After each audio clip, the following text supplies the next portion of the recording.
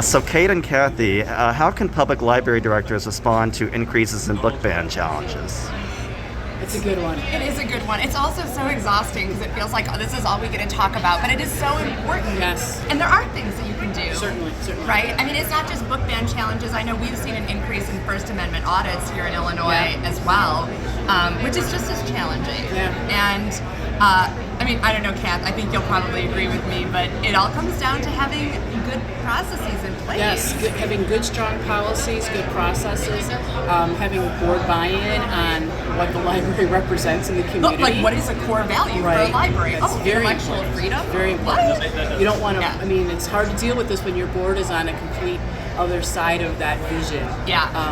Also, you want to make sure that you're supporting your staff because they're the ones that are dealing with a lot of that front end stuff, phone calls, people coming in complaining about displays and programming.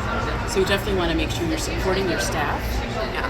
And if you haven't been getting challenges now, I mean, we have not gotten a formal challenge, but we've had a very much an increase in people complaining about things that they dislike, including our All Are Welcome mural. Mm-hmm. Someone told us that they did not feel welcomed by it. Yeah. And I was like, well, that is okay. And so dealing with that, you don't wait until you start getting challenges. You got to start now if you haven't been, and if you think it won't happen.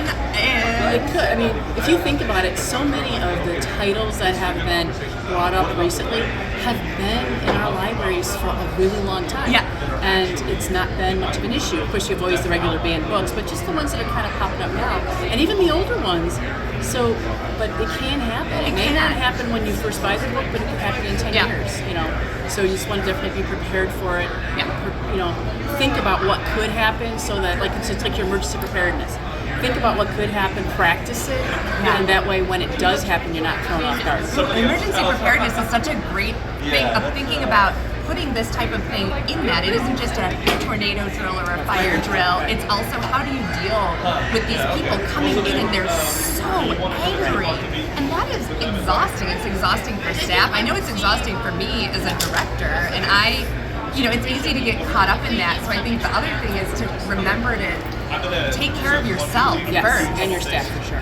Because if you're all burnt out, you can't handle it well. No. And you're going to then just see people leaving in droves, and none of us want that because we want to be serving our community, and we can't do that without great staff. No, we can't. And like I said, good board backup, good policies, good staff, training, prepared. We have so many talking points. We have a very cheesy video that I did with my youth services assistant manager of us talking through how to talk to patrons when they complain about materials. Practicing it. And yeah, it was helpful because people don't know the right words to use sometimes, and they're afraid to say the wrong thing. Exactly. So as a director, I feel like one of my most important jobs is to make sure my staff have the tools that they need to be successful, and that means giving them that training, having strong policies that they can refer back to, like a material reconsideration request. I was shocked. There was a bunch of libraries that I talked with that don't have one. That, right. Well, it hasn't been necessary.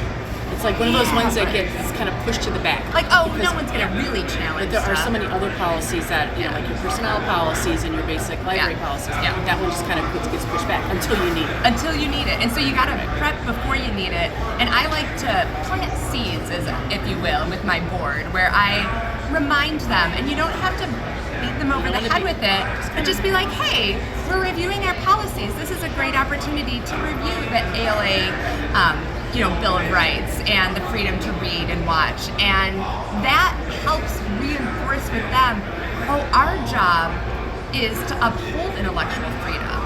Our job is to counter censorship because they're not doing the work every day like we are. So we have to help remind them. And I think it's good that you said to kind of like plant that seed on a regular basis because it also kind of sees where they're at in that process. And maybe for some people that maybe aren't quite further along than others, kind of help bring them along. So that the board is a cohesive group that is supporting the library, the staff, and the mission of the library, and the community. Yeah, absolutely. So we know it's not easy. I mean, it's not easy. We know that. But also remember, I think one of the things that's a huge part of both of our books is remembering that no one is alone in this. Right. We are here for each other, and so reach out for support. If you don't have those policies, talk to your neighborhood librarian. We love to share. We love do. To share. I also love nothing more than a good spreadsheet and great talking points, and I've got a bunch of those dealing with this stuff. So, and this, again, you're not alone in this, and just breathe. When that happens, just take a breath. Yeah. And just collect yourself, because it's important to remain calm and collected. Yep. Don't let the haters get to you. That's right. So.